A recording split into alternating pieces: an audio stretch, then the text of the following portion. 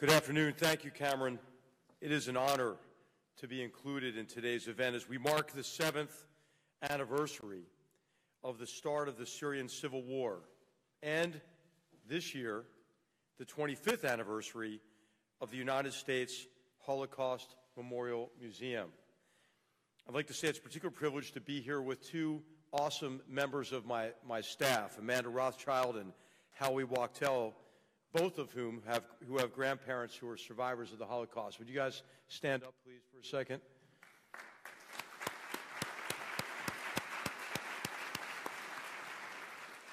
I wish more of you could know the extremely dedicated and talented members of the national security staff who work at the White House. They work extremely hard for our president and for our nation, and it's a real privilege to serve alongside of them. This afternoon, we're privileged to be joined by many Holocaust survivors, including Irene Weiss. Irene, it's so great to have met you here. Would you please stand so we can give you a round of applause?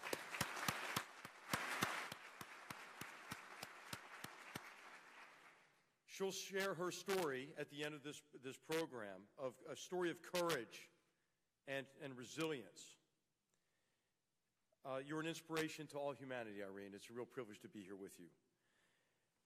We are gathered together this afternoon on holy ground. This museum bears witness to the most horrific acts of evil and atrocity ever inflicted on humanity. The documents, recordings, and mementos contained in these walls provide testimony on behalf of millions of Holocaust victims unjustly taken from us before they could share their stories. Standing in the beautiful Hall of Remembrance here at the museum, we can still feel the weight of every human life lost. Engraved on the wall behind the eternal flame is the well-known passage from Deuteronomy. Guard yourself and guard your soul carefully, lest you forget the things your eyes saw, and you shall make them known to your children and to your children's children. The United States Holocaust Museum teaches the importance of remembrance. This museum tells the stories of beloved children like 7-year-old Tommy Pfeffer, who was gassed to death at Auschwitz, alongside his 10-year-old brother, Jan Peter. It tells the stories of the righteous rescuers who risked their lives to save others, like Raoul Wallenberg and Oskar Schindler. And it tells the stories of inspiring Jewish resistance fighters, like young Hannah Senesh, who parachuted behind enemy lines with the British Army to aid anti-Nazi partisans and rescue Jews. As many of you know, Hannah was captured in occupied Hungary, interrogated and tortured. During her almost 5 months in prison, Hannah revealed no information about her mission. Eventually convicted of treason, she was sentenced to death. On November 7th, 1944, at just 23 years of age, Hannah was taken to a Budapest courtyard where she refused a blindfold. A poem found in Hannah's cell after her execution read in part, "I gambled on what mattered most." It is important to remember what happened to people like Hannah, Tommy, and Irene, because we know that these horrors can happen again. But remembrance is only the first step. We cannot stop at remembrance alone. If we are to fulfill our promise, never again, we must also act to protect victims and hold all responsible parties accountable. Unfortunately, today in Syria, we are confronted once more with some of the worst atrocities known to man. The war has now raged for 7 years. The Assad regime has killed indiscriminately, tortured, starved, raped, and used chemical weapons on its own people. It has attacked hospitals and schools, and countless Syrians have been arrested, abducted, or have simply disappeared. And ISIS has kidnapped, tortured, murdered, brutally persecuted religious minorities, and committed unspeakable horrors, such as burning victims alive in cages. The Syria Exhibit here at the Holocaust Museum, which I first visited in January, details these horrifying crimes through photographs, film, first-person accounts, and other documentary evidence. It is estimated that nearly 500,000 people have perished since the war began. In February alone, nearly 1,400 civilians have died. The conflict has created over 5 million refugees and over 6 million displaced persons. So today, I want to tell you how the United States is taking action to protect innocent Syrians, defeat ISIS, and hold the Assad regime and its sponsors accountable for their crimes. First, like so many in the room today, we are documenting atrocities.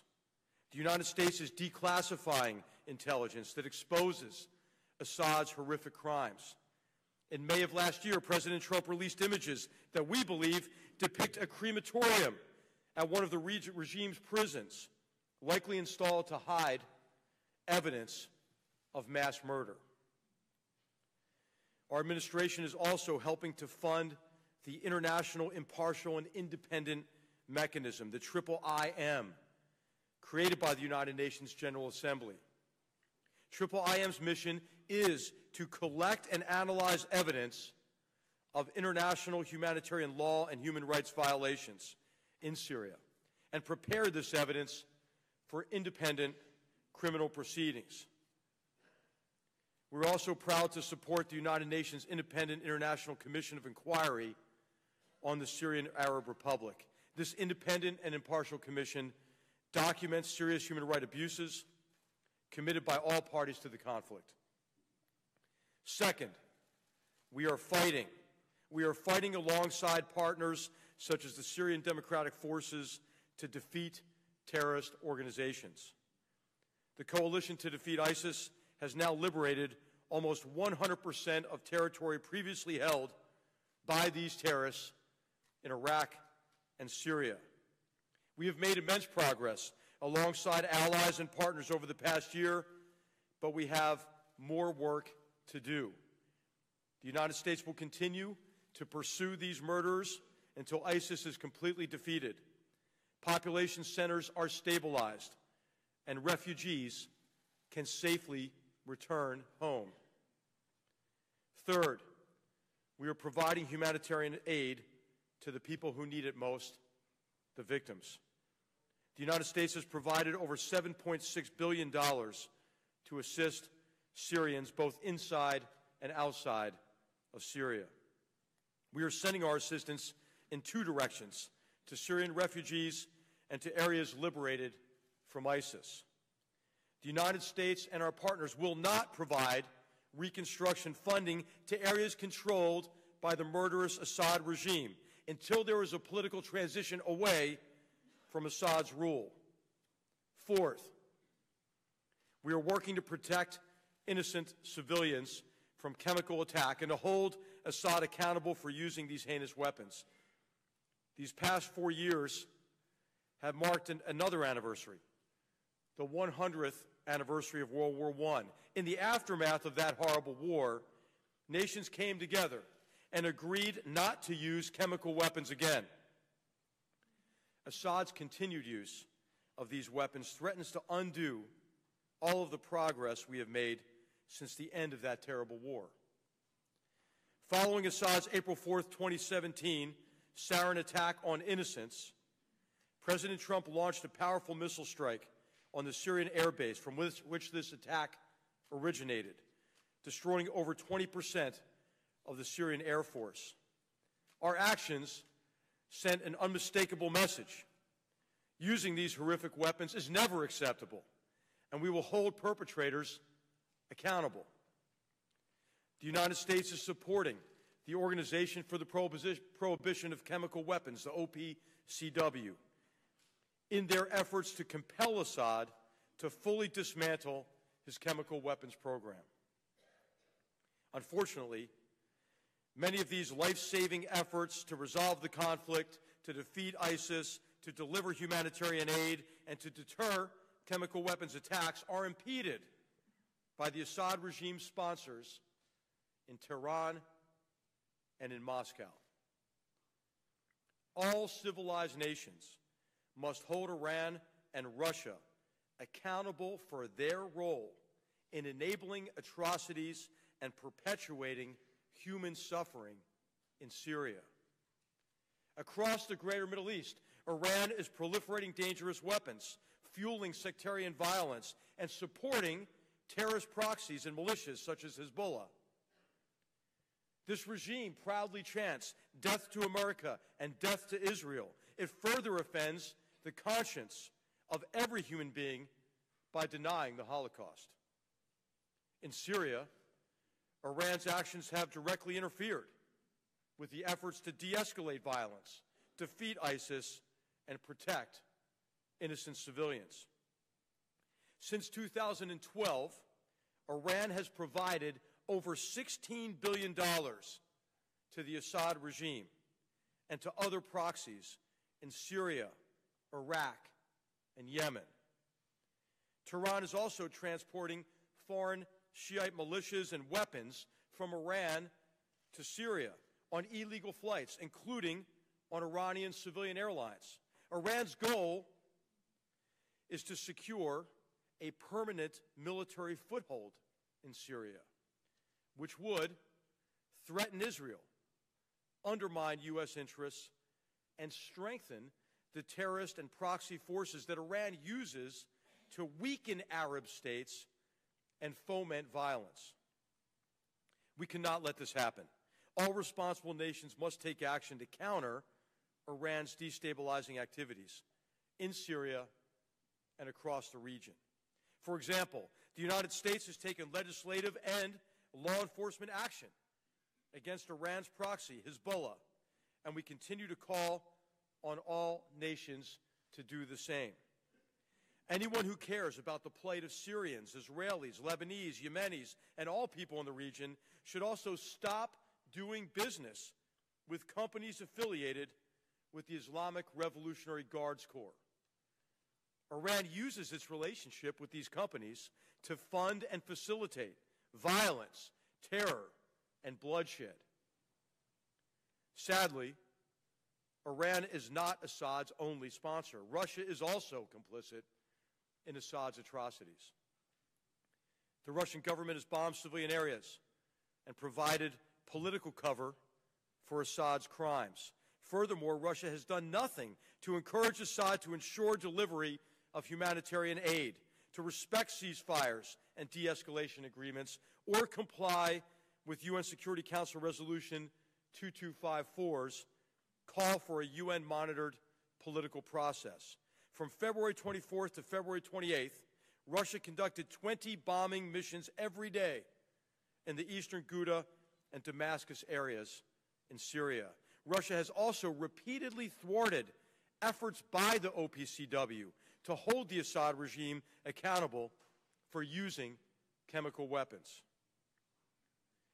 This morning, the United States, France, Germany, and the United Kingdom condemned the abhorrent nerve agent attack on Sergei and Yulia Skripal that took place in Salisbury, United Kingdom on March 4th. The statement made clear that we believe that Russia was responsible for this attack, and we call on the Russian government to answer all questions related to this incident and to provide full information to the OPCW. No nation, Russia, China, or anybody else, any other nation, should be using chemical weapons and nerve agents. If Iran and Russia do not stop enabling the regime's atrocities and adhere to UN Security Council resolutions, all nations must respond more forcibly than simply issuing strong statements. It is time to impose serious political and economic consequences on Moscow and Tehran. Assad should not have impunity for his crimes, and neither should his sponsors. And if we needed reminding of the importance of acting now, we need not look any further than this museum's powerful exhibits and resources on the Syrian conflict. Just as this museum remembers Tommy Pfeffer, Oskar Schindler, and Hannah Senesh, it bears witness for innocent victims, righteous rescuers, and the courageous resistors in the Syrian conflict. This museum bears witness for Ahmed al-Ahmed, a Syrian child murdered in one of Assad's chemical weapons attacks. This museum bears witness for the Syrian civil defense, the White Helmets, unarmed first responders who voluntarily put themselves in the line of fire to save lives and rescue the wounded. The co-founder of the White Helmets, Munir Mustafa, with his colleague Radi Saad, traveled all the way from Syria to be with us today. Thank you, Munir, and thank you, Radi. Would you please stand up? And let's give them a round of applause.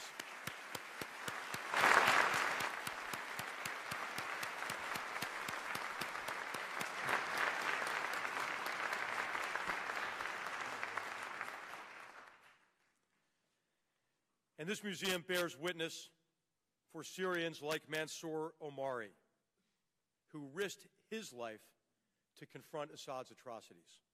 Mansour was working to document the Assad regime's abuses when he was arrested and sent to a top-secret underground military prison. While in prison, Mansour suggested collecting the names of other prisoners. Like brave Hannah Senesh, the prisoners would leave permanent traces of themselves so that others might remember them and know their stories. Using their blood and rust from cell bars, they wrote their names on scraps of fabric torn from clothes. To hide the strips of fabric, a prisoner sewed them in to the collar and cuffs of another prisoner's shirt. After nearly a year in captivity, Mansour received news that he would be released.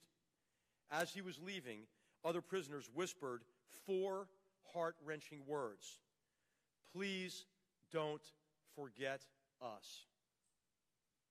He would not. Mansour was wearing the shirt, and the bloodied scraps of fabric containing the names of 82 prisoners are now on display at the United States Holocaust Memorial Museum. Every visitor who passes through the Syrian exhibit will know their names and remember. Today, on the 7th anniversary of the Syrian Civil War, let us all promise to remember and to act. We will never forget the victims of the Holocaust, and we will listen to survivors like Irene. We will never forget the victims of the Syrian Civil War, and we will listen to witnesses like Mansour. Preventing genocide and mass atrocities falls on all of us. Every nation and every person must share this responsibility. With allies, partners, and like-minded nations, we are acting.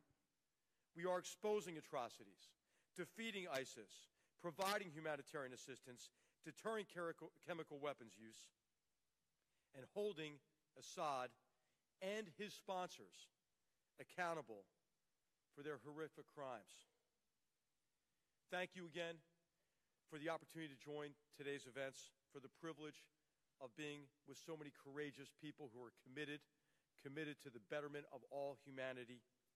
It is an honor to be among so many survivors, advocates, and citizens. We appreciate all you do to bring greater awareness to these and other atrocities.